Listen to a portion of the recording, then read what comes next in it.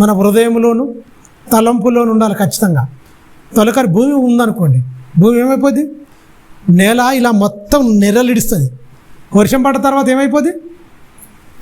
మొత్తం ఆ నెర్రలన్నీ ముడుచుకొని అన్ని నీళ్ళు తాగాలి. అన్ని నీళ్ళు తాగిన తర్వాత దగ్గరకు అవుతుంది. అవునా?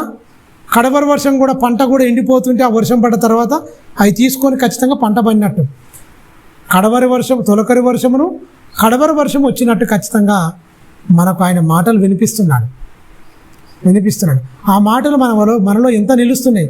భూమిలో నీళ్లు నిలిచి పదు నుండి నెర్రెలన మూసుకుపోతున్నాయి తప్ప దేవుని మాటలు ఎన్ని ఇన్నా మన పర్రబట్టినంటే మన జీవితాలు ఎండిపోయిన జీవితాలకు చిగురింపజేయలేకపోతుంది.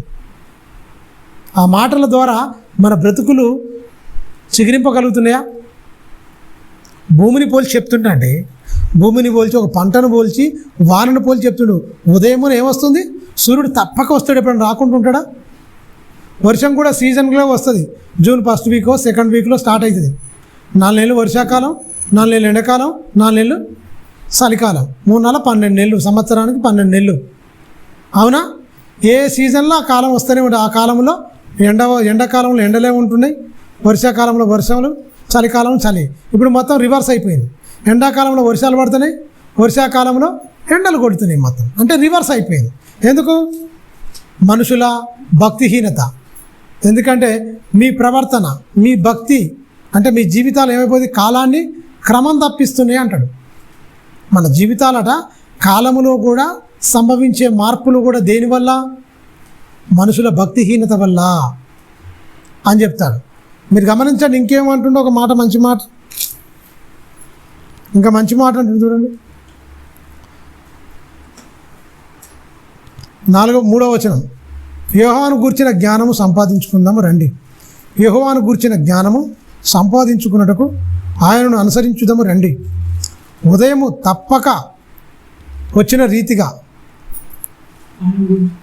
ఏమంటుడు? ఆయన ఉదయించును, కడవరి వర్షమును ఆ వర్షము వలె ఆయన మన యొద్దకు వచ్చును. భూమిని తడిపినట్లు తొలకరి వర్షమును కడవరి వర్షమును ఆయన మన యొద్దకు వచ్చును అంటే పంపిస్తున్నాడు అని చెప్తూ 4వ వచనంలో చూడండి ఏమంటున్నాడు? ఎఫ్రాయిము, నేను నిన్ను ఏమి చేతును? యూదా, నేను నిన్ను ఏమి చేతును? ఏమంటుండు? మిమ్మల్ని ఏం చేయాలి? నేను ఎన్ని మాటలు చెప్పినా కూడా నేను ఏం చేతు? మనం కూడా అంటాం కదా, అయ్యో నిన్ను ఏం చేయాలి? ఎన్నిసార్లు చెప్పాలి? మిమ్మల్ని ఏం చేయాలి ఇంకా అంటారా అనడా? ఒక మనిషి వాడుతున్న పదజాలాన్ని, పద ప్రయోగాన్ని వినియోగిస్తూ నిన్నేం చేయాలి? ఎఫ్రాయిము, నిన్నేం చేయ? నేను యూదా, నిన్ను ఏం చేయాలి? ఈ ఆజ్ఞలు తెలుసు కదా, ఈ కట్టడలు తెలుసు కదా, మీరు ఎందుకు ఇవన్నీ మీరుతున్నారు? నా ఆజ్ఞలు, నా కట్టడలు మీరుతున్నారు. ఎందుకు మీరు దోషభరితులు అయిపోతున్నారు? మొత్తం ఎందుకు మీరు ఇలా అయిపోతున్నారు? ప్రవక్తల చేత చెప్పించారు, న్యాయాధిపతులు చెప్పించారు, ఎన్నో మాటలు మీరు వింటున్నారు కదా, ఎందుకు ఆ మాటల ప్రకారంగా మీరు బతుకుతలేరు అని దేవుడు బాబు నేను ఏం చేయాలి? ఇంకా ఏం చేయాలి? చెప్పిస్తున్నా కదా ఖచ్చితంగా మాటలని చెప్పినా కూడా మీలో ఎందుకు మార్పు రావట్లేదు? భూమిని చూస్తే భూమి చక్కగా పండుతుంది, చక్కగా వర్షంలో నీళ్లు తీసుకుంటుంది, మంచిగా కడవరి వర్షము తొలకరి వర్షం వచ్చినట్లు వస్తుంది. ఖచ్చితంగా మీ దగ్గర రప్పిస్తున్నా, మీరు బ్రతకాలని, కడుపు నిండా భోజనం చేయాలని, చక్కగా పంటలు పంతేనే ఏంటి మనిషికి పట్టడం తిరగడదు.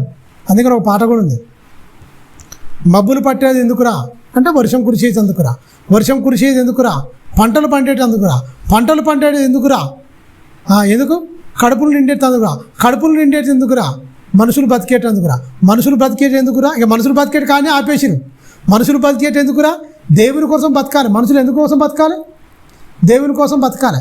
ఈ ప్రకృతిలో ఇన్ని సమకూర్చి ఇన్ని జరుగుతుంటే ప్రకృతిలో మొత్తం తేరగా మింగేసి ఏం చేస్తుండే మనిషి? మబ్బులు పట్టేది ఎందుకు అంటే వర్షం కురిసేది ఎందుకు నేర్చుకున్నావు, బాగానే ఉంది. వర్షం కురిసేది ఎందుకు? చెరువులు నిండాలి, నీకు పంటలు పండాలి, పంటలు పండితే నీకు కడుపులు నిండాలి, బాగానే ఉంది. కడుపులు నిండిన తర్వాత నువ్వు ఎందుకు బతకాలి అది చెప్పలే. మనుషులు ఎందుకు బతకాలి? మబ్బులు నువ్వు ఏమైనా రప్పిస్తున్నావా? వర్షం ఏమైనా మనిషి కురిపిస్తుండా? డ్యాములు మాత్రం వర్షం కురిసే తర్వాత నీళ్ళు ఎక్కడ వెళ్ళిపోకుండా సముద్రంలో కలిసిపోకుండా డ్యాములు కట్టుకొని నీళ్లు మంచిగా తాగునీరు కోసం, సాగునీరు కోసం సాగునీరు అంటే పొలాలకు ఇవ్వడం, తాగునీరు అంటే మనకి ఇవ్వడం. సాగునీరు కోసం డ్యాములు కట్టుకొని నీళ్లు నిల్వ చేసుకొని ప్రతి నీటి బొట్టును ఒడిసి పట్టాలని చాలా ప్లానింగ్తో మంచిగా చేస్తున్నారు మనిషి. ఓకే, మంచిదే. వర్షాన్ని ఏమో కురిపిస్తున్నావా? కురిపించలేవు. మబ్బులు ఏమన్నా ఆకాశంలో మబ్బులు పడుతున్నదా? మబ్బులు పట్టాలని ఏం చేయాలి? ఈ భూమి మీద ఉన్న నీళ్ళే ఉప్పు సముద్రం నీళ్లు వేడెక్కించి మొత్తం మేఘాల్లోకి వెళ్ళిపోతున్నాయి నీళ్ళు. నల్ల మబ్బులు మొత్తం కమ్ముకొస్తాయి. మొత్తం కుమ్మ వర్షం అండి. వర్షము 2%, 3% పడ్డదండి. ఎప్పుడు 100 ఏళ్ల క్రితం పడని వర్షాలు ఇప్పుడు పడ్డదండి. చాలా వరద వచ్చిందండి, చాలా ఫ్లడ్ వచ్చిందండి అని చెప్పుకుంటారు. మొత్తం ఇన్ని క్యూసిక్ల నీళ్లు సముద్రం పాలైందండి, ఇన్ని లక్షల క్యూసిక్ల నీళ్లు సముద్రంలో పాలైనాయండి. డ్యాములు నింపుకుంటే ఎన్ని నీళ్ళు అంటారు? టీఎంసీలు, 5 టీఎంసీలు, 10 టీఎంసీలు. ఇన్ని నీళ్ళు ఇప్పితే ఇన్ని నీళ్ళు అయిపోతాయండి. టీఎంసీలు లెక్క, క్యూసిక్ల లెక్క నీళ్ళు లెక్కలు కట్టి పెట్టుకుంటున్నారు. మీరు గమనించారా? కానీ అన్ని నీళ్ళు ఎక్కడం కొత్తున్నాయండి. దేవుడు పంపిస్తున్నాడు. మనకి ఇదంతా ఏం తెలియదు. వర్షం ఎలా వస్తుందో తెలియదు, అది ఎందుకు పడుతుందో తెలియదు. మనం బతకడానికి, మన క్షేమం కోసం వర్షాలు పడకపోతే దేవునికి ఏమైనా నష్టమా? భూములు పండకపోతే దేవునికి ఏమైనా నష్టమా? ఎండలో కొడితే భూమి మీద ఉన్న వాళ్ళు మల మాడిపోతారు నల్లుల్లాగా, ఏముండరు. అందుకనే సమతుల్యత దెబ్బతినకుండా 3 వంతుల నీరు 1 వంతును భూమి పెట్టించిండు. గంటకు 1,11,600 కిలోమీటర్ల పరిగెత్తుతున్నా ఏమైపోతుంది? భూమి వేడెక్కకుండా, ప్రకృతి చక్రం బద్దలు కాకుండా, భూమి మొత్తం సమతుల్య దెబ్బతినకుండా ఈ అన్ని కాలక్రమాన్ని నడిపించి నీకు చక్కగా భూమి మీద ప్రకృతి ఒడిలో పండబెట్టిన దేవుని గురించి దేవుడు చెప్తున్న మాటలు మీరు గమనించండి. తింటున్నారు, ఉంటున్నారు, అయిపోయింది. బతుకుతున్నారా? యూదాని నేను ఏం చేయాలి? ఎఫ్రాయిముని నేను ఇంకేం చేతును? ఇన్ని పంపించాను కదా, ఇన్ని చేశాను కదా, ఎందుకు మీరు ఇలా దైవద్రోహులుగా మారిపోతున్నారు? ఎందుకు మీ భక్తి ఇలా సల్లడిల్లిపోతుందని చెప్తుంది. చూడండి కింది వచ్చిన 4వ వచనం చూడండి ఏమంటున్నావు? ఎఫ్రాయిము నేను ఏం చేతును? యూదా నేనేమి చేతును? చూడండి, తెల్లవారగానే కనబడు మేఘము ఎగిరిపోవునట్లును, ప్రాతకాలమున ఏమైపోతుందట? ప్రాతకాలమున మంచు ఆరిపోవునట్లును మీ భక్తి నిలవకపోవును. భక్తి నిలుస్తలేదట. ఇప్పుడు మంచు వచ్చింది అనుకోండి, సూర్యుడు ఉదయించగానే ఏమైపోతుందండి? మొత్తం కనపడదు, ఎగిరిపోతుంది మొత్తం. మన భక్తి కూడా అప్పుడప్పుడు కనబడి మారిపోతుందట. మంచు టక్కున అలా కనబడి అలా మారిపోయినట్టు మన భక్తి చూడండి. మంచుతో పోలుస్తుండు, మేఘంతో పోలుస్తుండు. మేఘంతోనూ భక్తిని ఏంతో పోలుస్తుండు? మేఘంతో పోలుస్తుండు. మేఘం కనిపిస్తుందా? కనబడదు. మంచు కనపడుతుందా? కనబడదు. మీ భక్తి కూడా అలా నిలిచిపోతుంది. ఏంది ముందుకు కొనసాగుతలేదు? ఏంది మీ భక్తి ఇలా నిలిచిపోతుంది ఏంటి అని బాధతో దేవుడు చెప్తున్నాడు. ప్రియులారా, పాతకాలమందు పడు మంచు ఆరిపోవునట్లు మీ భక్తి నిలిచిపోవును. భక్తి కొనసాగుతలేదు. ఎక్కడేసిన గొంగడి అక్కడన్నట్టే ఉండిపోయింది మనిషి భక్తి అంటుండు. మీరు గమనించండి. కింది వచనం 5వ వచనం. కాబట్టి నేను చేసిన తీర్పులను వెలుగువలే ప్రకాశించున్నట్లు ప్రవక్తల చేత నేను వారిని కొట్టి బద్దలు చేయుచున్నాను. నా నోటి మాటలను చేత వారిని వధించి ఉన్నాను. నోటి మాటల చేత ఏమైపోయిందట? కత్తితో ఖడ్గంతో నరుకుతాం కదా, వధించి ఉన్నానంటున్నాను. వధించినా ఏం చేసినా ఏంటి బండలాగా మారిపోయారు మనుషులు. మీరు గమనించండి. ఎందుకంటే పాపం అనేది పెచ్చరిల్లిపోతుంది. ఎఫ్రాయిము గురించి, యూదాను గురించి చాలా జాగ్రత్తగా చెప్తుండవు. నేను వధించాను, నా మాటలతో నేను కొట్టాను, నా మాటల చేత ఏం చేశాను? వధించాను. ప్రవక్తలను పంపానుగా మీ యుద్ధకు, ఎందుకు మారలేదు? ఎందుకు చేయాను? నేను అసలు బలిని కోరనయ్యా. మీరేదో పాపం చేసి మారకుండా వచ్చి మీ టక్కును తీసుకొచ్చి మీ బలులు నాకేలా? మీ పొట్టేల బలి నాకేనా, గొర్రె రక్తం పొట్టేల రక్తం నాకెందుకు, ఎడ్ల రక్తం నాకెందుకు, మేకల రక్తం నాకెందుకు, ఆ కొవ్వు నాకెందుకు, కావలసింది మీరు కదా. బలిని కోరను, కనికరమైన కోరుచున్నాను. జ్ఞానం కలిగి ఉండటం నాకు ఇష్టం. 6వ వచనం అదే చెప్తాను చూడండి. నేను బలిని కోరను కానీ దేవుని గురించిన జ్ఞానము ఇష్టమై ఉన్నది. దేవుని గురించిన జ్ఞానం ఇష్టమై అని చెప్పి ఎప్పుడో పాత నిబంధనలు అంటే ఆదాము మొదటి మనిషిని గురించి చెప్తుండు. ఆదాముకి ఎన్నోసార్లు చెప్పిన తినొద్దు బిడ్డ ఈ పండని. ఆదాము మీరున్నట్లు నా నిబంధనను మీరు మీరారు, దైవద్రోహులు అయిపోయారు. ఎందుకు? ఆదాముకు గ్రంథం లేదు, ఆదాముకు గ్రంథం లేదు. లిఖితపూర్వకంగా చెప్పగా విన్నాడు, చెవున పెట్టలే, మీరిపోయినంటే ఒక అర్థం ఉంది. వీళ్ళ గ్రంథం లేదా? ఉందా లేదా? ఉన్నది. గ్రంథం ఉన్నా కూడా ఎందుకు మీరుతున్నారు? గ్రంథం లేనివాడు మీరిండు, క్షమించిండు దేవుడు, సరేలే అన్నాడు. ఓకే, నిబంధన ఎందుకు వీళ్ళు మీరవలసి వచ్చింది? ఆదాము మీరినట్లంటే ఆదాముకు గ్రంథం లేదు, మాట చెప్పినడు ఆ మాట వినలేదు. ఆదాము విన్నాడు, పాపం తన భార్యకు చెప్పుకోలేదు ఆయన. ఆదాము అవ్వ ఒకసారి చేయవాళ్ళే. ఆదాముకు చెప్పినప్పుడు అవ్వమ్మ లేదు. అవ్వమ్మ ఎక్కడుంది? ఆయన ఎముకలు ఆయనలో అంతర్భాగంగా ఉంది. ఇంకా దేహాన్ని ధరించుకోలే, సపరేట్ చేయవాళ్ళే. దేహమును ధరింపజేసి ఇంకా సపరేట్ చేయవాళ్ళే. ఆదాములో అంతర్భాగములో మాంసములో ఎముకగా మాంసంగా ఉండిపోయింది, ఇంకా బయటికి తీయలే, సపరేట్ చేయవాళ్ళే. ఎవరు ఏ మాట చెప్పేవారికల్లా ఈ పండు దినమున సత్యదవు అన్న కల్లా లేదు. అప్పుడు ఆమె లేదు, ఆదాం దగ్గరికి వెళ్ళింది. ఆదాము మోసపరచబడలే, అవ్వమ్మ మోసపరచబడిందంటే ఆదాము చెప్పుకోలేదు ఈ పండు తినొద్దమ్మా. మాట భాషా జ్ఞానం కలిగింది మనమే. ఎవడని ఏదైనా వచ్చే ప్రమాదం వస్తే మరి ఇలా అయిపోద్ది జాగ్రత్త అని భార్యకు చెప్పుకోలే. తప్పు దేవుందా ఆదాముదా? తప్ప ఆదాముదే తప్ప దేవుంది కాదు. చాలా తెలివిగా ఆదాముకి ఏం చేసిందంటే ఆ దేవుని నెట్టేసిరు, దేవుని నెట్టేసిరు. గ్రంథము లేని టైం అప్పుడు కొన్ని మాటలు మాత్రమే చెప్పిండు ఆదాముకు. కానీ జ్ఞానవంతుడు గాఢ నిద్ర కలగజేసి ఎముకను తీసి మాంసం తీసి దాని చోట పూడి చేసి ఒక స్త్రీని తీసుకొచ్చి నిలబెట్టిన వెంటనే ఈమె నా ఎముకలో ఎముక, మాంసంలో మాంసము, ఇది నరునిలో నుండి తీయబడింది అంటే పండుకున్నోనికి ఏమెరక అంటే తండ్రికి తగ్గ తనయుడుగా దేవుని ఆలోచనలు తగ్గట్టుగా రూపొందినవాడే ఆదాము. అజ్ఞాని కాదు, జ్ఞానవంతుడే. ప్రతి జంతువుకి ఏ పేరు పెట్టినో అది ఆ పేరే కలిగింది. లక్షల జీవరాశులకు పేరు పెట్టిన ఆయన. ఏం అమాయకుడేం కాదు ఆదాము, అనారోగ్యుడు అంతకన్నా కాదు. మీరు గమనించండి, మంచి జ్ఞానవంతుడు, జ్ఞానం లేనివాడు ఏం కాదు. మీరు గమనించండి, ఆయన ఇక్కడ గుర్తు చేస్తుంది. ఆదాము నిబంధన మీరినట్లు ఇశ్రాయేలు మీరినంటే మరి ఇశ్రాయేలుతో చెప్పిండు, అవన్నీ రాయించిండు. ఎందుకు రాయించిండు అంటారు గ్రంథంలో ఇశ్రాయేలు గురించి? ఈ మనకు వర్తించవా? ఇశ్రాయేలుకే వర్తిస్తాయా? ఎవరు మీరి ఎవరు ఇష్టానుసారంగా బతికినా ఈ మాట పెట్టుకుని చదవాలి మనం. మన భక్తి ఆరిపోతుందా? మంచు బిందువులు ఎగిరిపోయినట్టు ఖచ్చితంగా మనది కూడా అలా ఎగిరిపోతుందా? మన భక్తి ఎంతవరకు వృద్ధి చేసుకుంటున్నాం మనం? మనకి ఇంకా 66 పుస్తకాలు ఉన్నాయి. ఆది కాండం నుంచి ప్రకటన గ్రంథం వరకు 66 పుస్తకాలు తన మనసునే గ్రంథస్థం చేసి నీ చేతిలో పెట్టాడు. తప్పిపోయిన వారి గురించి రాయించి పెట్టాడు, ఇక్కడ మంచిగా బ్రతికిన వారి గురించి రాయించాడు, శిక్షించి రాయించాడు, క్షమించింది కూడా రాయించాడు. శిక్షలు అనేది తక్కువ కనిపిస్తాయి, క్షమాపణలు అనేది ఎక్కువ కనిపిస్తాయి. దేవుని మనసు ఏంది? క్షమించి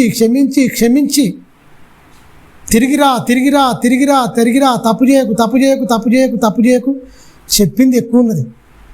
1కి 100 సార్లు చెప్పిండు. శిక్షించింది కొన్ని, ఇన్నా కూడా కావాలని చేస్తే మాత్రం ఖచ్చితంగా శిక్షించింది. ఎందుకు? నీకు బుద్ధి రావాలి. ఎందుకంటే ఇట్నే నేను చెప్పుకోకపోతే వాడు ఇంకోడు చెడిపోతాడు. అందువల్ల కోరాహును శిక్షించింది అదే.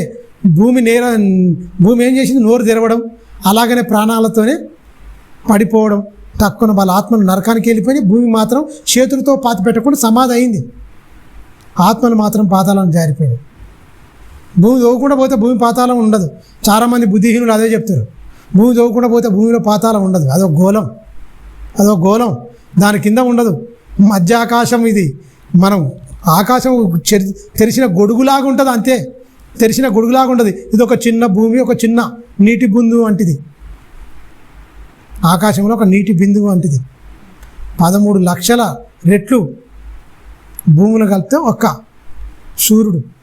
ఎన్ని సూర్యుళ్ళు, ఎన్ని నక్షత్రాలు, ఎన్ని ఉన్నాయి, ఆకాశ విశాలం ఎంతనో ఇక మనం ఆలోచిస్తే అసలు మన మెదడుకే అంత చిక్కని ఆలోచన అంటే ఉంటుంది. అంత విశ్వం, అంత వైశాల్యం ఉన్నది.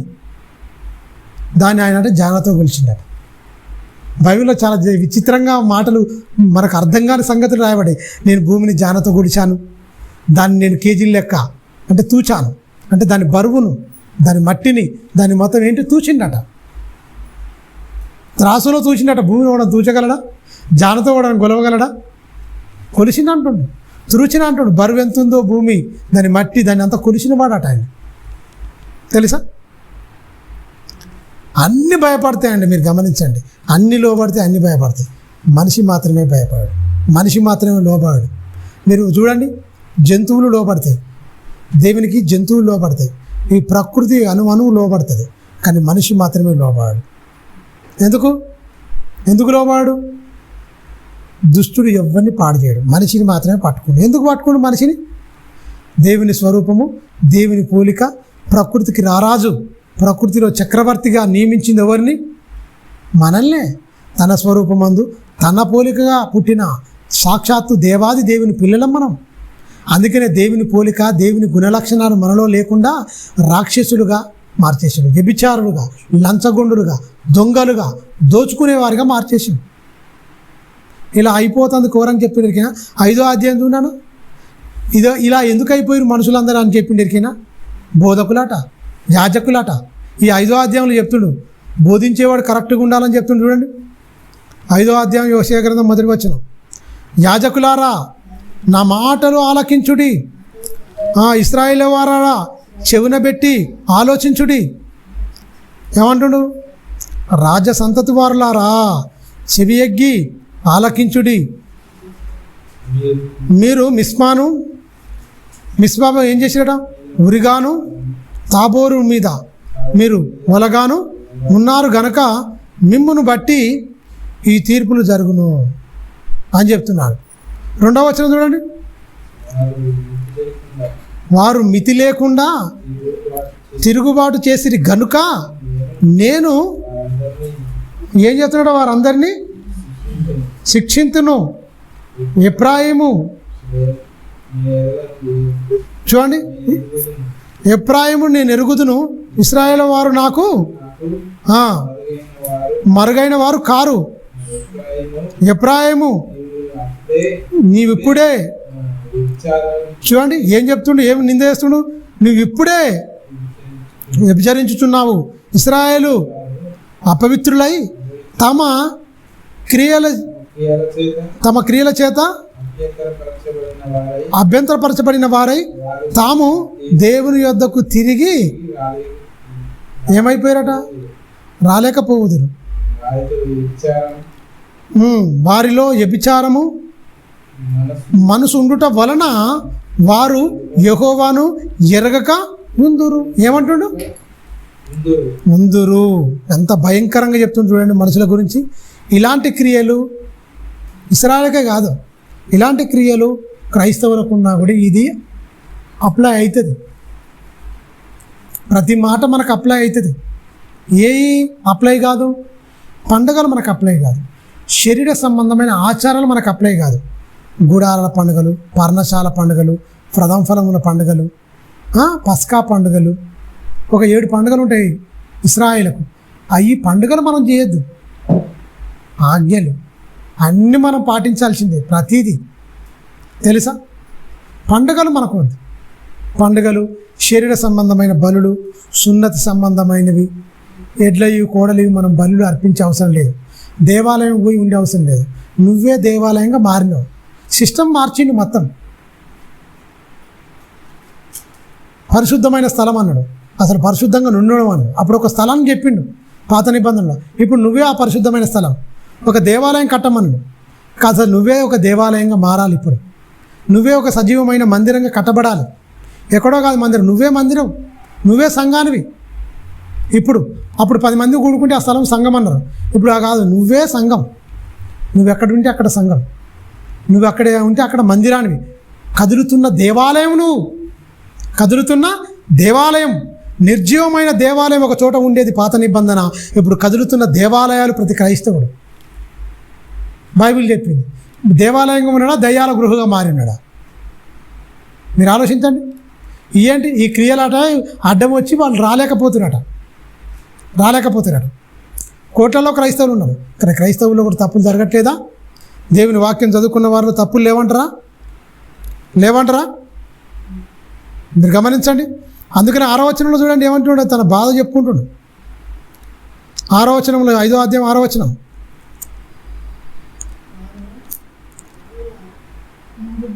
గొర్రెలను ఎడ్లను తీసుకొని యెహోవాకు వెతకపోదురు కానీ ఆయన వారికి ఆయన ఏం వెతుకుతారు కానీ ఆయన తనను మరుగు చేసుకున్నందున వారికి కనపడకుండా. యెహోవాకు విశ్వాసఘాతకులై వారు అన్యుల పిల్లలను కనిరి. ఏమైపోయారు? విశ్వాసఘాతకులై అన్యుల పిల్లలను కన్నారంటే ఒక్కరు కూడా వాక్యం చెప్పలేదట. అన్యుల పిల్లలు ఏం చేస్తారు? పాపక్రియలు చేస్తారు. వీళ్ళు కూడా పాపక్రియలు చేస్తారు. మీరు కన్నారు అట్లా, పిల్లలు కూడా అట్నే. కూర్చున్నప్పుడు, లేచినప్పుడు, పండుకున్నప్పుడు, తోపడి నడిచేటప్పుడు చెప్పమని చెప్పలేను నేను? చెప్పిన. మీరు చెప్పిరా? చెప్పలే. అన్యుల పిల్లలు కన్నారు మీరు. విశ్వాసఘాతకులు అయ్యారు మీరు. మొత్తం నాకు ద్రోహం చేసి మొత్తం ఎడ్లను తీసుకుంటారు. మంచిగా గొర్రెలను ఎడ్లను తీసుకొని యెహోవాను వెతుకుతారు. ఖచ్చితంగా వెతకపోదురు కానీ ఆయన వారికి తమను మరుగు చేసుకున్నందున వారికి కనబడకుండా. యెహోవాకు విశ్వాసఘాతకులై అన్యులైన పిల్లలను కనిరి. ఇంకొక నెల అయిన తర్వాత వారి స్వాస్థ్యముతో కూడా లయమగుదురు. గిబ్యాలో బాకానాదము చేయుడి, రామాలో బూర ఊదుడి. బెన్యామీనులారా మీ మీదికి శిక్ష వచ్చును. ఒక్కడు కూడా మంచిగా లేదనే ఈ అధ్యాయాలు మొత్తం. ఇందులో 14 అధ్యాయాలు ఉంటాయండి. ఒక అధ్యాయంలో కూడా దేవుడు సంతోషపడ్డట్టు ఉండదు. దౌర్భాగ్యులు ఒకటే బాధ పెట్టిరట. మీరు గమనించండి. ద్వితీయోపదేశకాండం 32వ అధ్యాయం చూడండి. 32వ అధ్యాయం ద్వితీయోపదేశకాండం ఏమంటున్నా చూడండి. ఆనాటికి ఈనాటికి తేడా ఉందా? మరి సంతోషపడుతుందా? దేవుడు తన కుమారుడు క్రీస్తును పంపించాడు. మనకు బదులుగా మన స్థానంలో గొర్రెలు ఎడ్లు ఆనాడు చనిపోయినా ఈనాడు తన కుమారుడు క్రీస్తునే ప్రాణార్పణగా బలిగా అర్పించిన దేవుడు. మనం ఏం నేర్చుకుంటున్నాం ఆయన ద్వారా? చూడండి 32వ అధ్యాయము 29.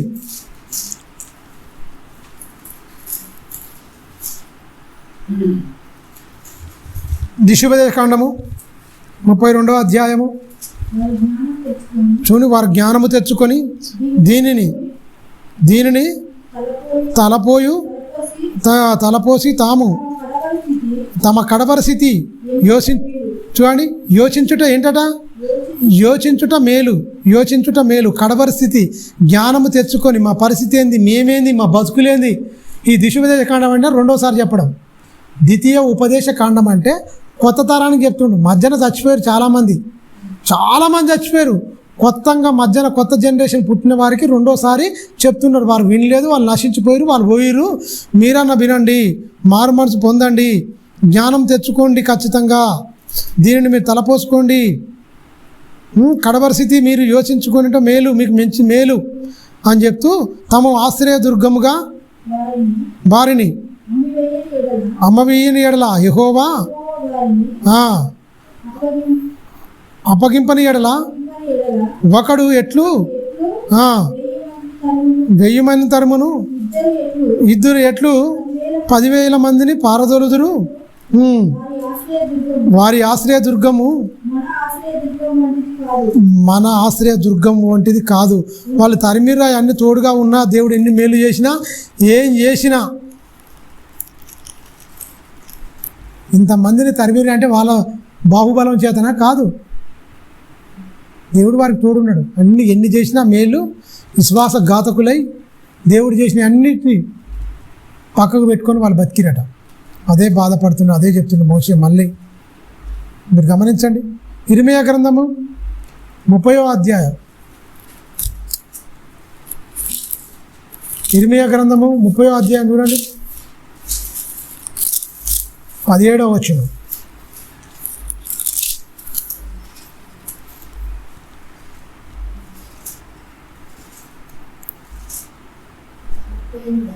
ముప్పైవ అధ్యాయము 17వ వచనం. వారు ఎవరును లక్ష్య పెట్టని సియోనీలు, ఆ సియోను వెలివేయబడినదనియు మీకు పేరు పెట్టుచున్నారు. అయితే నేను నీకు ఆరోగ్యమును కలగజేసేదను, నీ గాయములను మాన్పెదను. ఇదే యెహోవా వాక్కు. అంటే మీకు ఆత్మీయంగా మీకు ఏమైంది, రోగగ్రస్తులు అయిపోయారు. నేను మిమ్మల్ని బాగు చేస్తా, మీకు నేను మేలు చేస్తా, మీ గాయములన్నిటిని నేను మానుపుతా, మీ రోగమును నేను ఏం చేస్తాను అంటుండు, ఆరోగ్యమును మీకు కలగజేయదును, మీ గాయములు నేను మానిపెదను. ఇదే యెహోవా వాక్కు. యెహోవా మాట సెలవిచ్చి ఉన్నాడు. యాకోబు నివాస స్థలములను కరుణించి వాని గుడారములను నేను ఆ చెరలో నుండి తప్పింతును. అప్పుడు పట్టణము దాని కొండ మీద కట్టబడును. నగరియు చూడండి, యూదా ప్రాకారములో నివాసులు, యథార్థ ప్రాకారములో ఆ నివాస గదులగును. మీరు గమనించండి, యథార్థంగా మన భక్తి ఉండాలంటుంది, యథార్థంగా మనం జీవించాలి. మీరు గమనించండి చెప్తున్నాడు. అంటే 19వ వచనం కూడా చూడండి ఏమంటున్నాడు, వాటిలో కృతజ్ఞతా స్తోత్రములను సుప్రభాత సంబరపడువారు పడును, స్వరమును వినబడును. జనులు తక్కువ మంది కాకుండా నేను వారిని విస్తరింపజేసేదనని, అల్పులు కాకుండా నేను వారిని ఎప్పుడైతారు గనులు చేయాలి. అల్పులు కాకుండా, ఎక్కువ మంది కాకుండా, తక్కువ మంది కాకుండా ఉండాలంటే ఆయన చేతి కిందకి వచ్చి ఆయన దగ్గర బతికితే, యథార్థంగా ఉంటే, మంచిగా ఉంటే అని ఖచ్చితంగా సెలవిస్తున్నాడు. ఇర్మియా చెప్పినా, యెషయా చెప్పినా, ప్రవక్తలు అందరూ చెప్పినా మనుషుల మార్పు కోసమే దేవుడు ఎదురు చూస్తున్నాడు. మీరు మారండి, మీరు తప్పులు దిద్దుకోండి అని అనేకమైన సందర్భాలు అనేది దేవుడు చెప్పిన మాటలు. మరి మనుషులకు వచ్చిందా అంటే రాలేదని మనం ఖచ్చితంగా చెప్పొచ్చు. ఇర్మియా సమూయేలు గ్రంథం చూడండి ఒకసారి. సమూయేలు కంటే మొదటి కొరింథీ 15వ అధ్యాయం 4వ వచనం చూద్దాం.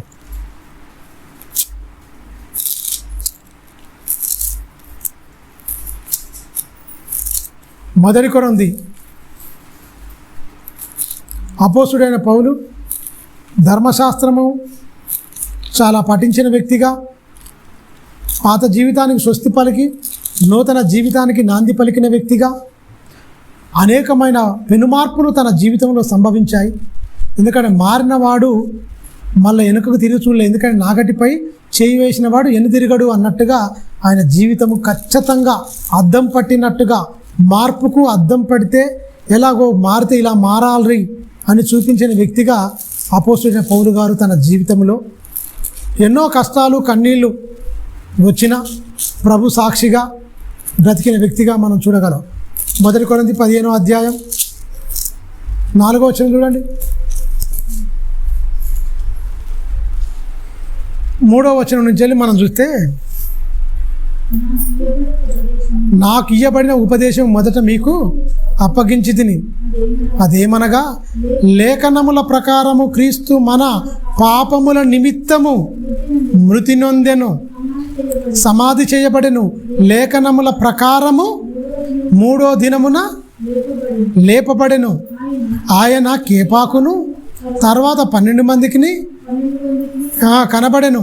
అటు పిమ్మట 500 మందికి ఎక్కువైన సహోదరులకును ఒక్క సమయం అందే కనబడెను.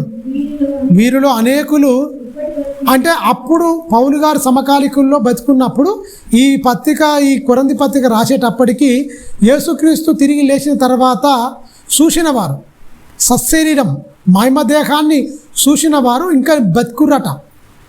అప్పుడు చచ్చిపోలే. ఈ పత్రిక రాసేటప్పుడు యేసుక్రీస్తు పరలోకానికి వెళ్ళిండు.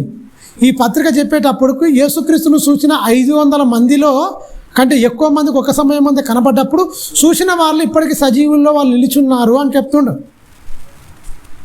లేఖనాల ప్రకారంగా ఎందుకు చచ్చిపోయాడండి యేసుక్రీస్తు? ఎందుకు చచ్చిపోయాడు? యేసుక్రీస్తు ఎందుకు చచ్చిపోయాడండి?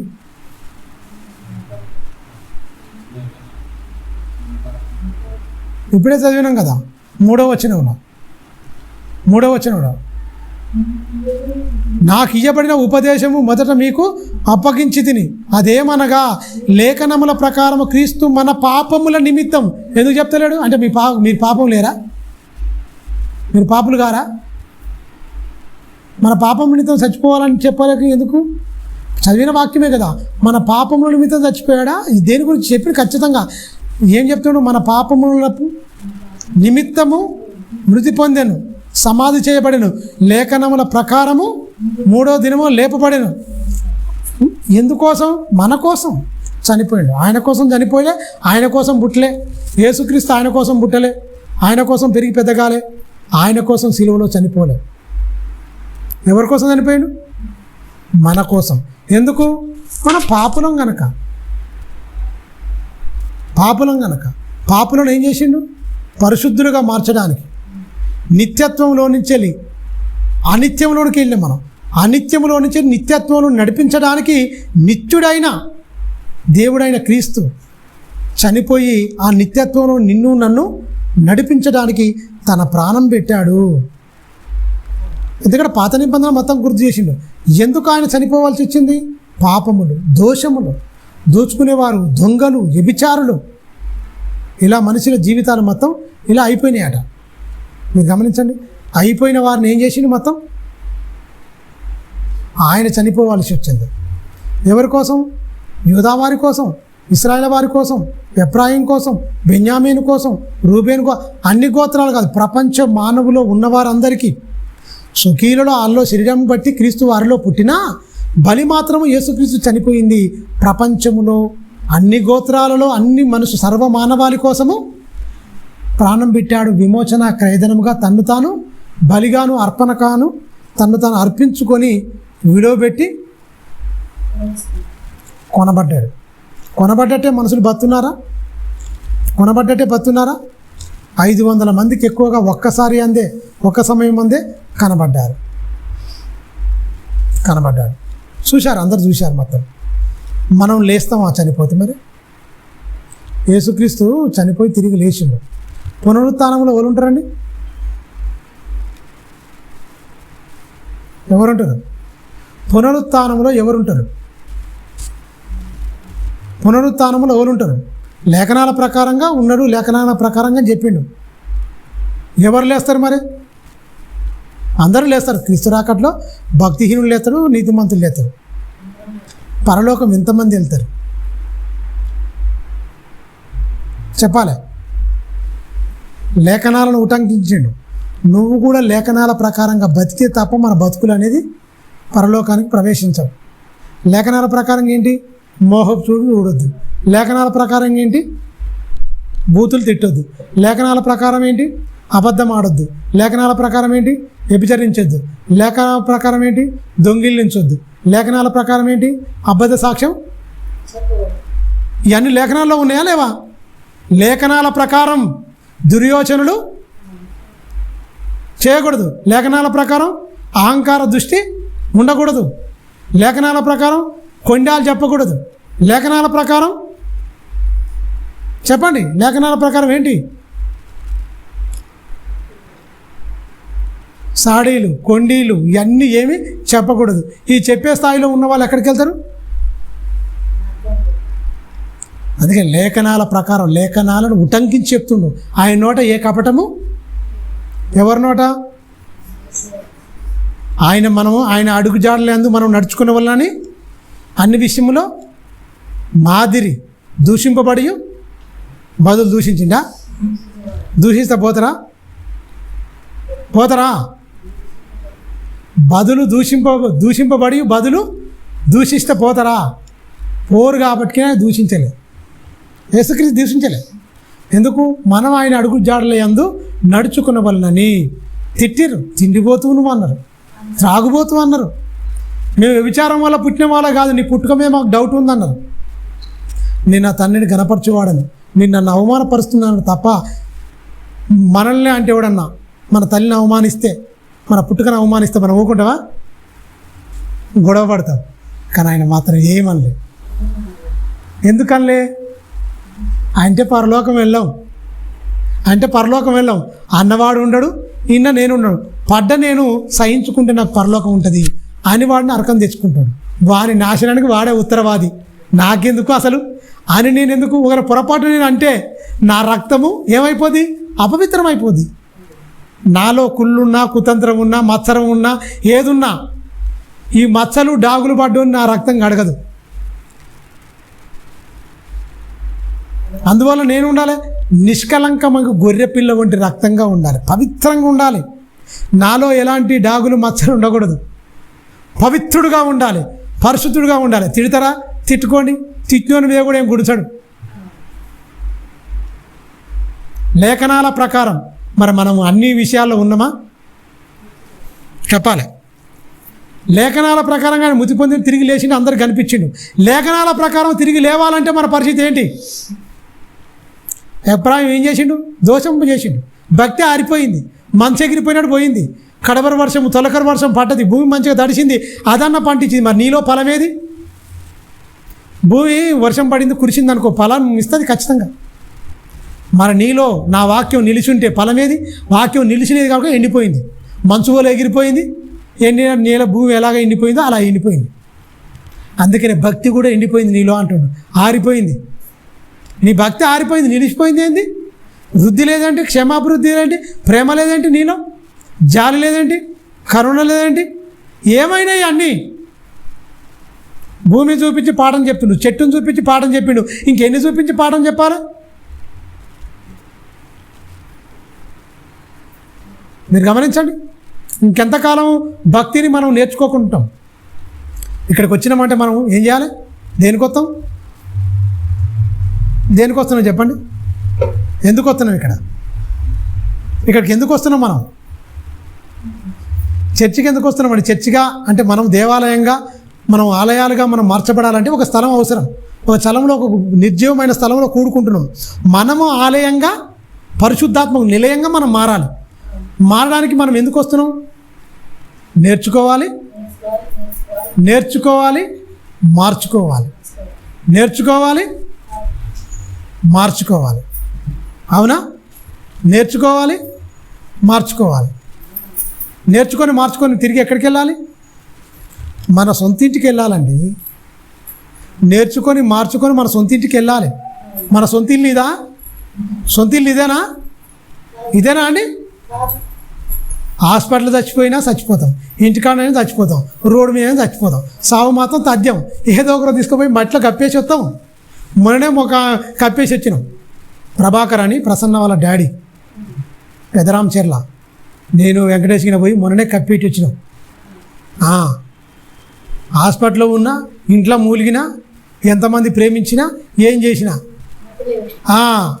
ఆత్మ నీలో ఉన్నప్పుడు కంటికి చూపు, నోటికి మాట, ముక్కుకు వాసన, చెవికి వెనికిడి, కాలికి నడక, చేతికి పని.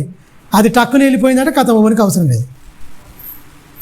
దుర్వాసన, దుర్గంధం విరజిమ్ముతూనే ఉంటుంది. బయటికి వెళ్ళి కొట్టాలి, అమ్మ వాసన పోతూనే ఉంటారు. ఏముందని ఆలోచిస్తారు ఇంకా?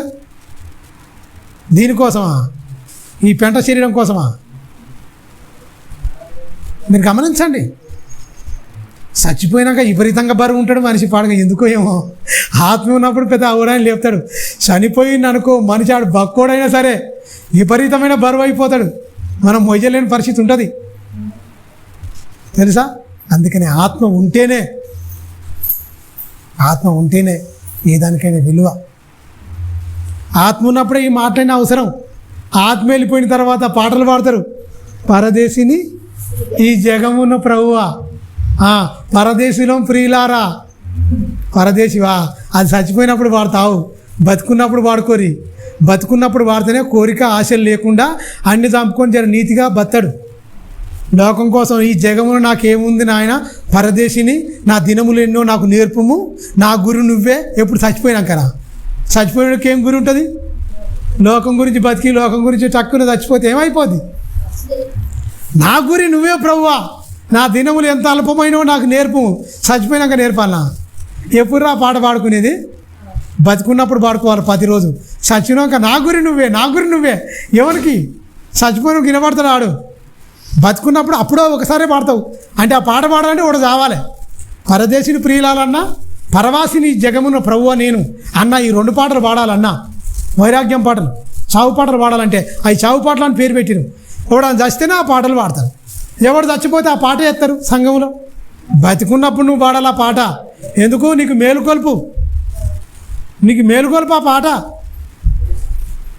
అయ్యే పాడుతుంటారు మొత్తం.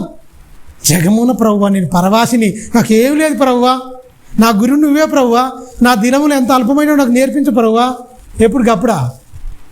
అంటే వాడు వస్తే కానీ అప్పుడు నీకు అర్థం కాదా? ప్రతిరోజు నా జీవితం అల్పమెంత, నా దినములు ఎన్నో అల్పమైనవి నాకు నేర్పయ్యా. ఏ పాటిది నాది? విసిరి వెళ్ళిపోతే ఒక నీటి పువ్వు, ఎంతో గాలిలాగా ఇసిరి వెళ్ళిపోయే లాంటిదే. నీటి బుగ్గ, పువ్వు రాలిపోతుంది, దాని స్థలం మర్చిపోతుంది. ఆ పాటలు అన్నీ ఇమిడి ఉంటాయి. అప్పుడు వాడుకుంటారండి. ఈ పాటలు బతుకున్నప్పుడే పాడాలి, బతుకున్నప్పుడే మేలుకొలుపు. చచ్చిపోయినప్పుడు ఏం ఉండదు. మనం పెట్టుకునే సమాధి దగ్గర పోయి ప్రార్థన చేయడం, సమాధి దగ్గర పోయి ఉండడం. బైబిల్లో ఒక్కర్లేదు. నేను మొన్న అదే చూసిన. అరే సమాధి దగ్గర గీయని చేతులు, శవం దగ్గర ఏం చేయ, బైబిల్లో ఏమైనా ఉన్నాయంటే ఒక్కరు చేయలే. ఏదో మనకేదో చెప్పి వీళ్ళు ఇలాంటి వాళ్ళు అలాంటి ఏదో చెప్తారు అంతే. మనం ఏంటో మనకు తెలియదా? మనం ఎక్కడికి పోయినావు, ఏం కథ అన్నీ రాయించిండు. నువ్వు ఎలా ఉంటే నువ్వు ఎక్కడికి పోతావు కూడా రాయించిండు దేవుడు. ఏది చెప్పకుండా చెప్పిండు చెప్పు? ఏది చెప్పకుండా మర్చిపోయిండు చెప్పు నాకు ఒకసారి. ఏ వాక్యం ఈ మాట చెప్పలేదు అని ఏమైనా ఉందా? అన్నీ రాయించి పెట్టిండు. నువ్వు ఎలా బతకాలో నీ మాట ఏంది? లేఖనాల ప్రకారంగా ఏం చేసిండు యేసుక్రీస్తు? చనిపోయి తిరిగి లేఖనాల ప్రకారంగా 3వ దినం ఏం చేసిండు? బతికిండు. లేఖనాల ప్రకారం నువ్వు ఉంటేనే తిరిగి లేస్తావని మర్చిపోకండి. లేఖనాల ప్రకారంగా లేకపోతే లేవో అని అర్థం. అక్కడ పౌలు గారు అదే చెప్తుండు. ఇశ్రాయేలు అందరికి కనువిప్పుగా ఏంటా లేఖనాల ప్రకారంగా ఆయన బతికి చూపించిండు. లేఖనాలు చెప్తాం కానీ మనం బతకం. ఇశ్రాయేలు ఏంది? లేఖనాల ప్రకారం చెప్తురు, లేఖనాలు చెప్తురు, బతకడం మర్చిపోయారు. మనకు కావాల్సి, దేవునికి కావాల్సింది ఏంటి? లేఖనాల ప్రకారంగా చెప్పడమే కాదు, ముందు నువ్వు బతుకు, తర్వాత చెప్పు. వాళ్ళు ఏం చెప్తారు? బతకరు, లేఖనాల ప్రకారంగా బతకరు. ఇశ్రాయేలు చెప్తారు. అందుకనేమన్నాడు? వారు చెప్పుదురే కానీ చేయరు, మోయసఖ్యం కానీ బరువులు కట్టి భుజములో పెడతారు. వాడు చిటికనేలతో కూడా దాన్ని లేపడు. ఆచారాలు ఈ పనికి మాలి ఎందుకు? బతుకు మార్చుకున్నప్పుడు ఎందుకు ఇవన్నీ? మనం వచ్చామంటే నేర్చుకోవాలి, మన లోపాలు ఉంటే మార్చుకోవాలి. అది స్పష్టంగా నేను మారానని నేను చెప్పుకోవద్దు. నేను మారినా నీవు కాదు, పక్కోడు గుర్తించాలి నీ మార్పు. నీలో పనిచేయాలి క్రియారూపకంగా. ఔషధం వంటి మాటలు ఈ మాటలు మన మారు మనసుకు సంబంధించింది, మన పాపక్షమాపణకు సంబంధించిన ఈ మాటలన్నీ ఎవరు చెప్తారు? మనుషులను మెప్పించే బోధలు విపరీతంగా వచ్చేసినాయి మొత్తం. అమ్మో నొచ్చుకుంటాడేమో, బాధపడతాడేమో. ఇక్కడ బాధపడ్డా పర్లేదు, కానీ నీ ఆత్మ అనేది నరకానికి వెళ్ళదు. ఇక్కడ బాధపడకపోతే శాశ్వతమైన బాధలోకి వెళ్ళిపోతాడు.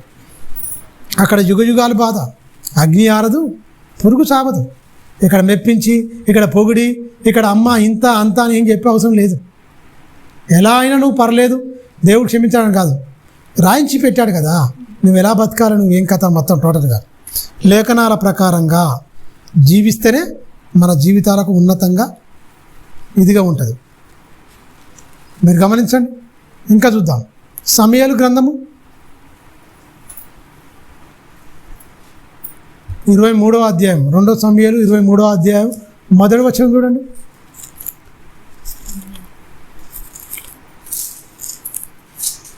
సమూయేలు గ్రంథము 23వ అధ్యాయం 2 సమూయేలు గ్రంథం 23వ అధ్యాయం మొదటి వచనం అండి. చెప్తుండు, ఆయనకు సమీపం అవుతుంది. ఇక ఆయన చెప్తున్న మాట 23 మొదటి వచనం. దావీదు రచించిన చివరి మాటలు, ముగింపు మాటలు, చివరి మాటలు ఎవరి గురించి చెప్తుండే? యేసుక్రీస్తు గురించి చెప్తుండు. యెషయా కుమారుడైన దావీదు పలికిన దేవోక్తులు ఇదే. యాకోబు దేవుని చేత అభిషేకమును మహాధిపత్యమును అభిషేకుడై మహాధిపత్యమునై నొందినవాడును ఇశ్రాయేలులో స్తోత్ర గీతములను మధుర గానము చేయగా గాయకుడగు దావీదు పలికిన దేవోక్తులు. ఎన్ని పాటలు అండి? చాలా పాటలు పాడాడు. 73 కీర్తనలు పాడాడు. 73 కీర్తనలు రచించింది ఎవరు? దావీదు. చాలా పాటలు, అర్థవంతమైన పాటలు. ఒక పాట చూద్దాం ఆయన ఏం చెప్పిండో. దేవోక్తులు, దేవుని గురించి చెప్పిన మాటల్లో ఒక పాట చూద్దాం. 5వ అధ్యాయం చూడండి, కీర్తన గ్రంథం. మరి ఇక్కడికి వద్దాం. ఇది పాటేనండి. పిల్లన గోయ మీద పాడదగిన పాట. ప్రధాన గాయకుడికి పిల్లన గోయతో పాడదగిన పాట దావీదు కీర్తన. ఇక్కడ ఏమంటుంది చూడండి. యెహోవా నా మాటలను చెవిన పెట్టుము. పాటేనండి. నా ధ్యానం మీద లక్ష్యముంచుము. నా రాజా, నా దేవా, నా ఆర్తధ్వనిని ఆలకింపుము. నేను ప్రార్థించుచున్నాను. యెహోవా, ఉదయమున నా కంఠస్వరము నీకు వినపడును. యెహోవా, నా ప్రార్థన నీ సన్నిధిన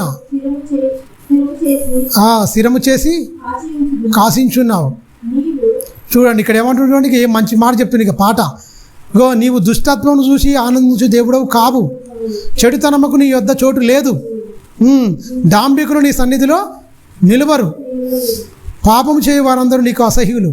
ఇది పాట అండి. ఆయన పలికిన మాటలు ఇక్కడ పాటగా చెప్తుండు. నీకు ఏది ఇష్టమో ఏం కథో. ఆయన అన్ని గాయకుడు కదా, పాటలు రాసిండు కదా. పోయేటప్పుడు చెప్తుండు ఆయన చివరి మాటలు. ఎన్ని పాటలు రాశానయ్యా, ఇగో నేను అన్నీ చెప్పానయ్యా. ఏం చెప్పాను? ఇంకో దుష్టత్వం చూసి నువ్వు ఆనందించు దేవుడు కాదని నేను పాటను రచించాను. చెడుతనముకు నీ యొద్ద చోటు లేదని కూడా నేను రచించానయ్యా. డాంబికులు నీ సన్నిధిలో నిలవరని కూడా నేను చెప్పానయ్యా. పాపం చేయవారందరూ నీకు అసహ్యులని కూడా నేను పాటలో రచించానయ్యా. ఎవరైనా ఈ పాట రాస్తారా ఇప్పుడు? ఆనంద గీతాలు, పరవశం, ఆనందంతో పొంగిపోతారు. ఇక్కడ ఏమంటాడు? దుష్టత్వం చూసి నువ్వు ఆనందించు దేవుడు కాదు. మేలుకొల్పుతుండు. దుష్టత్వం నీలో ఉంటే నిన్ను చూసి దేవుడు ఆనందపడాడు. వేస్ట్ మార్చుకో.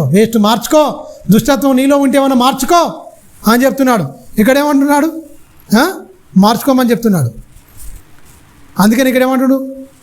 చెడుతనం నీ వద్ద చోటు లేదు. అంటే దేవుడి దగ్గరకు పోవాలంటే చెడుతనానికి, దేవునికి, మనిషికి అడ్డం వచ్చేది కదా. చెడుతనం అడ్డం వస్తుంది. ఖచ్చితంగా అది మానుకో. దేవునికి నువ్వు సమీపింపలేవు. సమీపింపకుండా అడ్డొచ్చేది చెడుతనము. దేవుని యొక్క చోటు ఉండదు. ఆ చెడుతనం నీలో ఉంటే పాట అండి ఇది. పాట రాదు వద్దు. పాపం చేసి వారందరూ ఆయనకి హీలు చెప్పిండా పాట రూపకంగా. ఆయన చెప్తుండే 23లో చూడండిగా. ఆయన చెప్తుండిగా ఏమంటారు? 2వ వచనం చూడండి. మధురమైన గాయకు దేవోక్తులు పలికిన ఆయన మహాజ్ఞాని. 2వ వచనం. యెహోవా ఆత్మ నా ద్వారా పలుకుచున్నాడు. యెహోవా ఆత్మ అంటే ఏమైపోతాడా? నా ద్వారా పలుకుచున్నాడు. ఆయన వాక్కు నా నోట ఉన్నది. ఇశ్రాయేలు దేవుడు సెలవిచ్చుచున్నాడు. ఇశ్రాయేలుకు ఆశ్రయ దుర్గమ్మగువాడు నా ద్వారా మాట్లాడుచున్నాడు. మనుషులను ఏలునొకడు పుట్టును. మనుషులందరినీ ఏలునొకడు పుడతాడు. పుట్టును. అతడు నీతిమంతుడై దేవుని యందు భయభక్తులు కలిగి ఏలును. ఉదయకాలపు సూర్యోదయం కాంతి వలె మబ్బు లేకుండా ఉదయించు సూర్యుని వలె వర్షము కురిసిన పిమ్మట నిర్మలమైన కాంతి చేత భూమిలో పుట్టిన లేత గడ్డి వలె. ఈయన ఎవరో కాదండి, యేసుక్రీస్తు. యేసుక్రీస్తు గురించి చెప్తుండండి. దేవుని ఆత్మే పలుకుతుంది. ఆయన ఎలా ఉంటాడు? ఈ లోకంలో ఉన్న రాజులు, ఈ లోకంలో ఉన్న న్యాయాధిపతులు ఒక్కరికి జ్ఞానం లేదు, ఒక్కడు సరిగా బతకలే. చెప్తురు కానీ చేత్తలేరు, చెప్తురు కానీ బతకట్లేదు. కానీ ఒక ఆయన పుడతాడు, ఎలా ఉంటాడు? ఆయన సూర్యుని వలె మబ్బు లేకుండా ఉంటాడు. ఆయనే ప్రకాశమానంగా ఉంటుంది. వర్షం పడిన తర్వాత నిర్మలంగా ఎలా ఉంటుంది? ఒక మొక్క ఎలా మొలుస్తుంది? అంత గొప్పగా ఉంటాడు ఆయనే. ఆయన ఒకడు పుడతాడు. ఆయన నీతి దేవుని యందు భయభక్తులు కలిగి ఉండి ఆయన పాలిస్తాడు. పాలనంటే ఇప్పుడు పాలిస్తాడా? ఇప్పుడు ఎలా పాలిస్తుండు? సంఘముగా సమకూర్చబడి శిరస్సుగా ఉండి ఆయన పాలిస్తుండు సంఘాన్ని. మరి మబ్బు ఉందా మనకు? మబ్బు లేకుండా పాలిస్తాడు. మరి మనుషుల చేతి కింద ఉన్నట్టే ఉన్నామా, ఆయన పాలనలో ఉన్నామా? మనుషుల చేతి కింద ఉన్న మనుషులు పాపం చేసిరు, దోషం చేసిరు. ఈయన పాలన కింద ఉన్న తర్వాత కులాలు లేవు, మతాలు లేవు, ఏది లేదు. తారతమ్యం. నల్లోడు లేడు, తెల్లోడు లేడు, పొట్టోడు లేడు, పొడుగోడు లేడు. నల్లోడు లేడు, తెల్లోడు లేడు, పొట్టోడు లేడు, నా పొడుగోడు లేడు. కులం లేదు, నా మతం లేదు. అందరూ ఏకమై ఉండాలి ఈ రాజు కింద. ఈ రాజుకు తారతమ్యం లేదు. అందరూ సమానమైన భూమి మీద ఉన్న ప్రతి వంశములోను, ప్రతి జాతిలోనూ అందరినీ కొనుక్కున్నాడు. అందరినీ రాజులుగా, యాజకులుగా, తమ కుటుంబంగా, ఒక దైవ కుటుంబంగా చేర్చుకుంటూ ఆయన పుడతాడు, ఆయన ఏల్తాడు. ఇశ్రాయేలుకు నేను రాజుగా ఉన్నా, ఒక జాతికి మాత్రమే నేను రాజుగా ఉన్నా. ఇశ్రాయేలు ప్రపంచాన్ని మొత్తం వెళ్ళే. కొన్ని జాతులు, ఎన్నో తెగలున్నాయి, 7 తెగలున్నాయి. ఆ తెగల వారికి నేను రాజును కాదు, వాళ్ళ తెగలు వాళ్ళే. ఫిలిస్తీన్లు ఉన్నారు, ఎబిసీలు ఉన్నారు, ఇబీలు ఉన్నారు, చాలామంది జాతులు ఉన్నాయి. మీరు గమనించండి. కానానీయులు ఉన్నారు, ఒబిసీలు ఉన్నారు, ఇబీలు ఉన్నారు. మీరు గమనించండి. ఫిలిస్తీన్లు, ఎన్నో జాతులు, 7 జాతులు ఉన్నాయి. వాళ్ళకి రాజు కాదు దావీదు, సొలొమోను కూడా కాదు. మీరు గమనించండి. అన్ని జాతుల వారు, అన్ని వారు మొత్తం ఒక్క రాజు కిందికి వస్తుంది పరిపాలన. అంటే సంఘముగా కూడుకున్న ప్రపంచాన్ని ఏలేది, ప్రపంచ ప్రజలందరినీ పరిపాలించే ఒక రాజు ఉంటాడు. కులం, మతం, జాతి భేదం లేకుండా పాలించే ఒక ఆయన ఉన్నాడు. పుడితే ఆయన ఎవరాయన? ఆయన ఎవరండి? గట్టిగా చెప్పండి. యేసుక్రీస్తే కదా. ఏమైనా అనుమానం ఉందా అయింది వాక్యములా? ఈయన కాదు ఇంకా వేరే అని. మరి ఎందుకు గట్టిగా చెప్తలేరు? ఇందులో కులం మనం భేదం ఉందా? ఈయన రాజ్యానికి అల్లెలు ఉన్నాయా? దానియ గ్రంథంలో ప్రవచనం లేదా? చేతి సాయం లేకుండా చిన్న రాయి తీయబడుతుంది, ఆ ప్రతిమ మీద దంచబడుతుంది. లోహం మీద అంటే 4 సామ్రాజ్యాలను చెప్తాడు. లోహం చేయబడుతుంది, ఆ ప్రతిమ కనపడుతుంది. దీని కథ ఏంది అన్నప్పుడు ఆ బ్రహ్మాండమైన ప్రతిమ ఏంది, కథ ఏంది? చిన్న రాయి చేతి సహాయం లేకుండా కాళ్ళ మీద పడితే మొత్తం కళ్ళములో పొట్టువలే చెదరగొట్టబడుతుంది. పరలోకమందున్న తండ్రి ఒక రాజ్యమును స్థాపిస్తాడు దేవుడు. ఆ రాజ్యముకు అంతం ఉండదు, భూతలం అంత పెద్ద రాయి అయిపోద్ది అన్నది ఇదే. ఆ ప్రవచన సారం సంఘం. పరిపాలకుడు ఆయనే. ఇందులో దాసుకునుడు ఉండదు, అణిచివేతలు ఉండవు, ప్రేమ ఉంటుంది అంతే. ఈ రాజ్యంలో ప్రేమే ఉంటుంది. అందులో సైనికులు ఉంటారు, రకరకాలుగా ఉంటారు. ఇందులో అందరూ సమానమే. యజమానుడు ఎవడు ఉండడు, యజమాని రాజు ఆయనే. ఇప్పుడు ప్రతి ఒక్కడు ఒకరినొకడు ప్రేమించుకోవాలి, ఒకరినొకడు తగ్గించుకొనే భూమి మీద ఉండాలి. ఓవడు ఏలికగా ప్రభువుగా భూమి మీద ఈయన రాజ్యములో ఉండడు, ఆయనే ప్రభువు. లోక సంబంధమైన రాజులకు ఏలికగా, బంట్రోతులుగా, గుర్రాల మేపేవాళ్ళుగా, ఇవన్నీ పనిచేసే వాళ్ళుగా కొంతమంది పిల్లలను తీసుకొని రొట్టెలు కాల్చేవారుగా, భోగగత్తెలుగా మార్చిర్రు భూమి మీద రాజులు. ఈ రాజు అందరికీ స్వతంత్రం ఇస్తాడు, అందరు సమానం. ఆయనే యేసుక్రీస్తు. ఆయన గురించి చెప్తున్నాడు. గమనించారా? ఇక్కడ కులం లేదు, మతం లేదు, ఎత్తు లేదు, పొడుగు లేదు, భేదము లేదు, అందరూ సమానం. ఒకడు యజమాని ప్రభువుగా ఉండడానికి లేదు, ప్రభువు ఆయనే. మనమందరం ఆయనకు పరిచారకులము, శిష్యులం, పనివారం మనం అందరం. కొంతమంది పని చేసుకున్నాడు దౌర్భాగ్యుడిగా. తెలుసా? చాలామంది పాస్టర్ ఇళ్ళల్లో పని చేయించుకుంటారు. ఎవరిని విశ్వాసులతో దేవునికి చేసినట్ట, వడరా అన్నది దేవుడు చేసినట్ట. వీళ్ళందరూ నరకానికి వెళ్ళిపోతారు. తెలుసా? ఈ వాక్య ప్రకారంగా ఆయన ఒకటే రాజు, ఇంకొంత చేయించుకోవద్దు. సంఘ క్రమం ఉంటే ఆ సభల్లో ఉంటే అందరూ పాటుపాటి పని చేసుకోవాలి. సొంత పర్సనల్ పని ఎవడు చేయించుకున్నా వాడు దైవద్రోహి, దేవునికి వ్యతిరేకి. నిజం, తప్పది. ఎవడు సొంతంగా పర్సనల్గా చేసుకోవద్దు. బ్యాగులు మోసుడు, బుక్కులు మోసుడు, కోట్లు మోసుడు, ఆయన వెనకంగా నడుచుడు, పూలు జల్లుడు, ఈ దిక్కుమాలి ఆయన పనులు చేసిన వాడికి వీడు దేవుని మహిమను దొంగిలించే దైవోగ్రతకు పాత్రలు అయిపోతారు. వీళ్ళందరూ తెలియక భ్రమలో ఉన్నారు. అన్నీ తెలుసని నటిస్తున్నారు తప్ప ఏం తెలియని సెలబ్రిటీ హోదా అనుభవిస్తున్నారు. బౌన్సర్లను పెట్టుకొని ఒక మనసులో గుర్తిస్తారు కదా. సమయాలు గారు చెప్తాడు, అరే వాళ్ళ గుర్రముల వెంబడి పరుగులు తీస్తారు మీ పిల్లలు. దేవుడే రాజుగా ఉండాలి. దేవుడు రాజుగా ఉన్నప్పుడు ఏం లేదు. దేవుడు రాజుగా పక్కకి వెళ్ళిపోయిన తర్వాత మనుషులు వచ్చిన తర్వాత ఎంత బానిసత్వం వచ్చిందో చెప్పేసిండు క్లియర్గా. అయిపోద్దని ముందుగా భవిష్యత్తు చెప్పేసిండు సమయాలు, ఇలా అయిపోతారని. అలాగనే అయిపోయింది. ఇప్పుడు సంఘంలో కూడా దౌర్భాగ్యులు ఈ వాక్య భావం తెలియక, దేవుని ప్రేమ తెలియక మొత్తం మనసును అనిచేసి ఎక్కువ తక్కువ ఆ భేదాలు పెట్టుకుని మైండ్లో పెట్టుకొని ఇంకా కులాన్ని ఆ కుల యావ చావక అయ్యే పెట్టుకొని పోతున్నారు దౌర్భాగ్యులు. ఉన్నోరుకు ఎక్కువ అటెన్షన్ చూపించడం, లేనివాడిని అసలు పట్టించుకోకపోవడం, ఇవన్నీ ఉన్నాయి. ఇవన్నీ దేవుడు లెక్క కడితే తెలుసా. అందుకనే యేసుక్రీస్తు చూడండి, శాస్త్రం పరిశీలన గద్దించిండు. పేదవాళ్ళ దగ్గరని గుండెల్లో చేర్చుకుంటూ అత్తుకున్నాడు. ఓ కుష్ఠరోగి దగ్గర పోయి పెట్టుకోండు.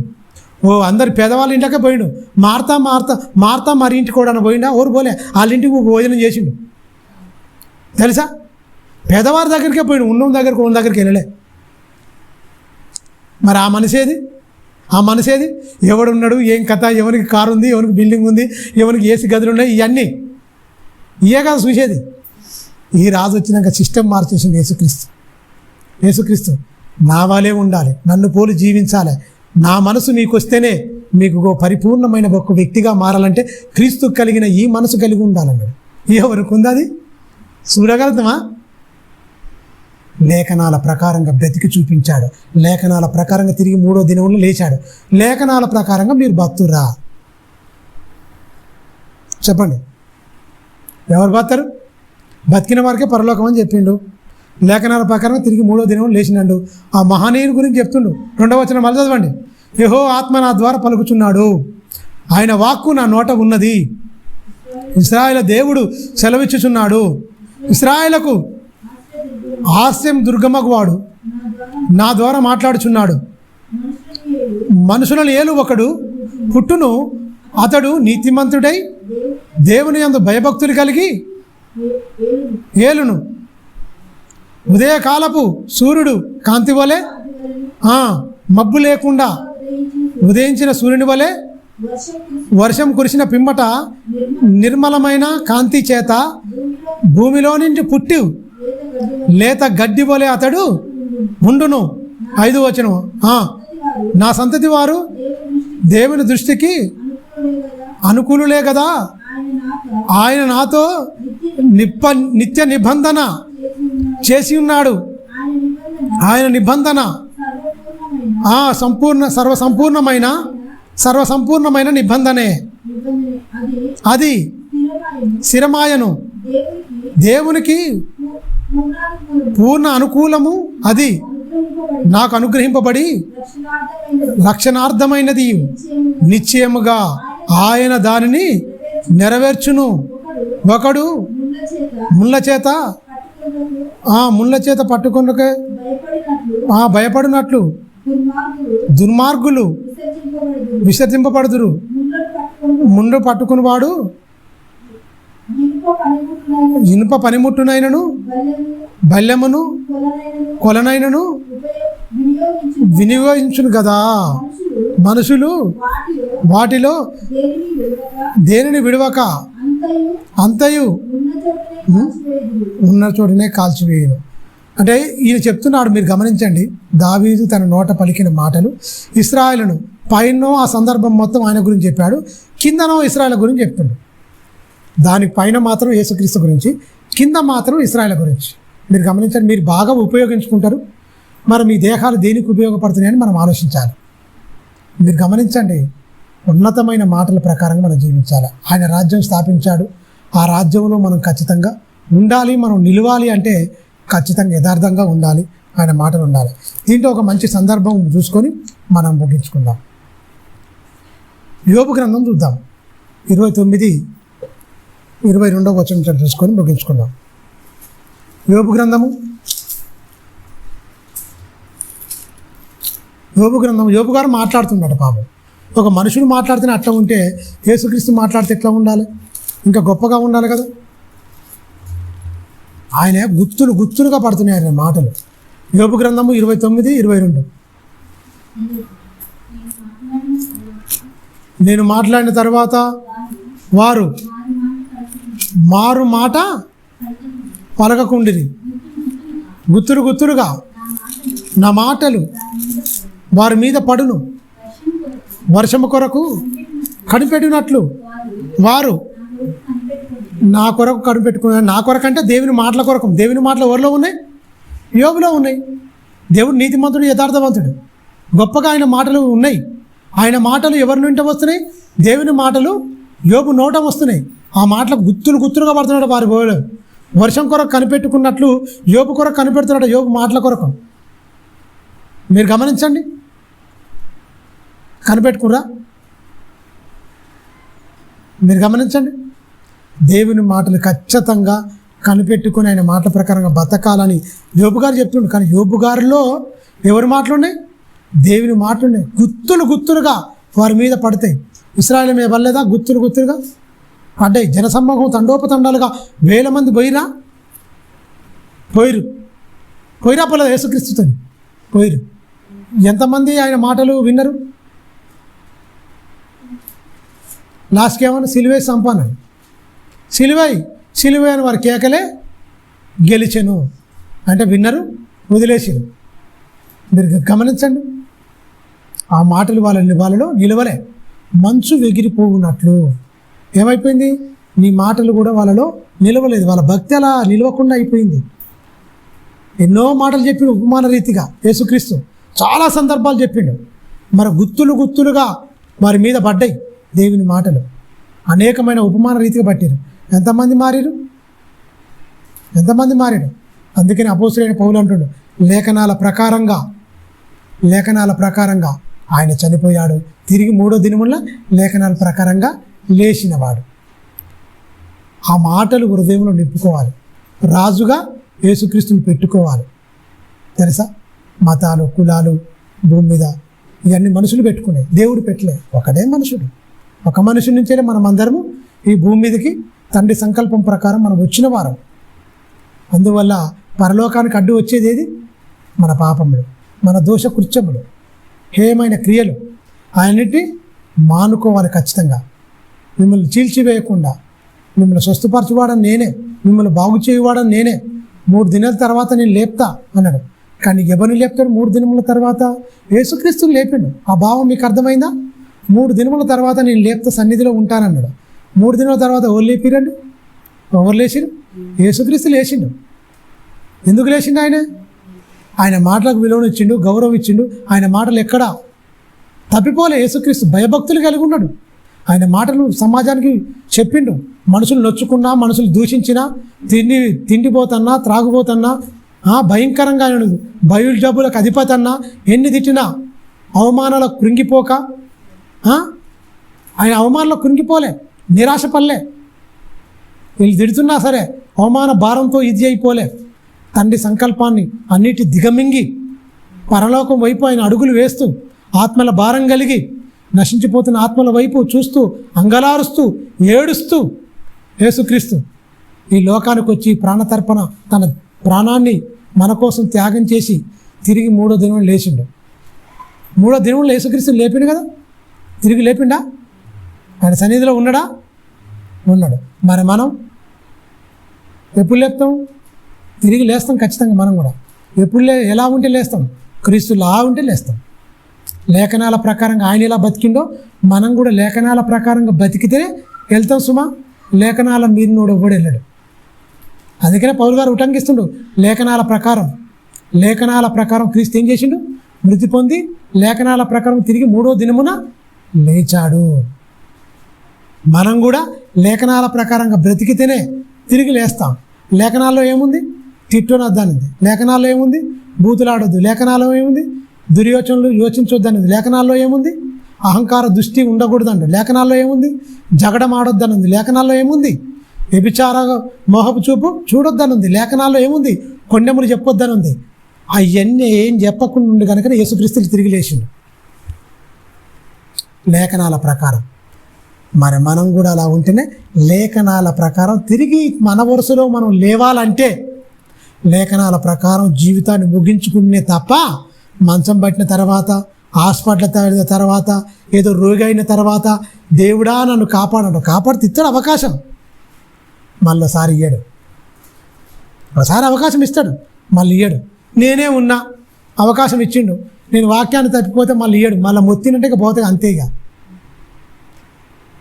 అవునా? లేఖనాల ప్రకారంగా బతకక నా ఇష్టానుసారంగా నేను బతికితే ఏమైపోతా? అరే హాస్పిటల్కి పోయినా డాక్టర్ చచ్చిపోతారన్నారా, ఏదో కనికరించినా నిన్ను లేవనెత్తినా అయినా కూడా నీ బతుకు నువ్వు మార్చుకోలే, చెప్పినావుగా నువ్వు చేయలే, సచిన నరకానికి వెళ్ళిపోరా అంటాడు. అర్థమైందా? లేఖనాల ప్రకారంగా మన జీవితాలను ముందు కొనసాగించుకోవడానికి అనుక్షణం వాక్యాన్ని చదవాలి, వాక్య ప్రకారంగా బతకడానికి ప్రయత్నం చేయాలి ఖచ్చితంగా. ఎఫ్రాయిము తప్పిపోయాడు, యూదా తప్పిపోయాడు, బెన్యామీన్ తప్పిపోయినని వాళ్ళని ఉటంకించి చెప్తుండు మొత్తం. మీరు గమనించండి, రామా, గిలాదు, మీరు మొత్తం ఇలా అయిపోయారు, నివసిస్తున్న పట్టణాలు పాపిష్టి పట్టణాలు అయిపోయినాయండి మీ అన్నీ అని ఏడ్చి చెప్పలేదా? చెప్పిండు. మీరు గమనించండి, మనం అలా ఉండకూడదు. తలనుంచుకోండి, ప్రార్థించుకుందాం.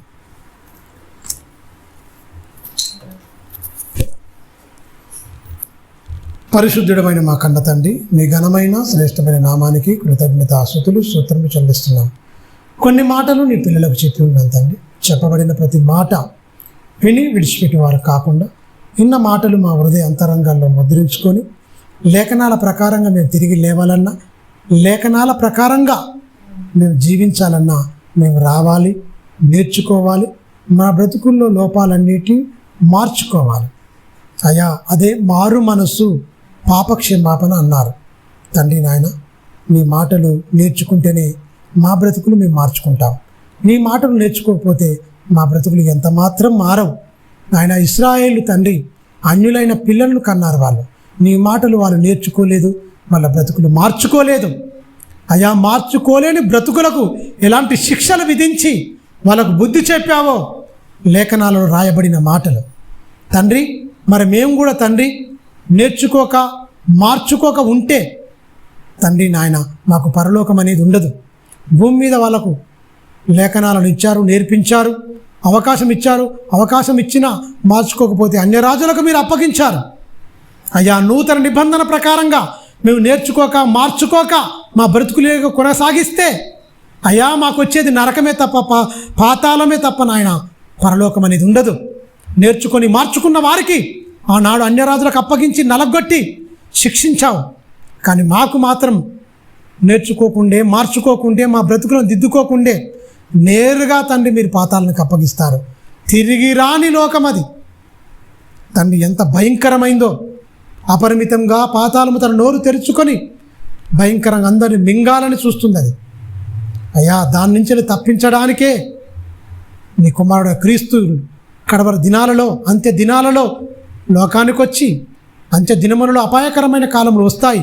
మనుషులు స్వార్థప్రియులైపోతున్నారు, భయంకర అయిపోతున్నారు. అవన్నిటి మనిషిలో నుంచి తీసివేయాలి, దైవత్వాన్ని నింపించాలి. ప్రేమ, జాలి, దయ, కనికరం అనేది సద్గుణాలు మనిషిని నింపాలి. దుర్గుణాలను మనిషిలో నుంచి హృదయంలో నుంచి పారదోలి సద్గుణాలను ప్రతి మనిషి హృదయంలో పెంపొందించి సత్ప్రవర్తన కలిగి పరిశుద్ధులుగా, నిర్దోషులుగా, నిష్కలంకులుగా పరలోకం చేరాలని నీ కుమారుని లోకానికి పంపించి తండ్రి మనుషుల పాప పరిహార్థ బలిగా అర్పించారు. పాపాలను తీసేశారు నాయన. పాపాలు కడిగారు, తీసేశారు.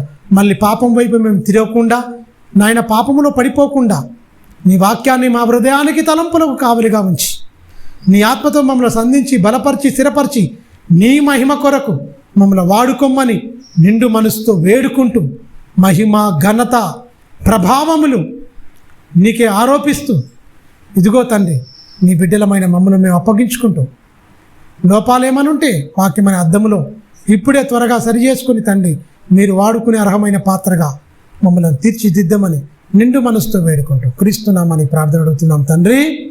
ఆమేన్.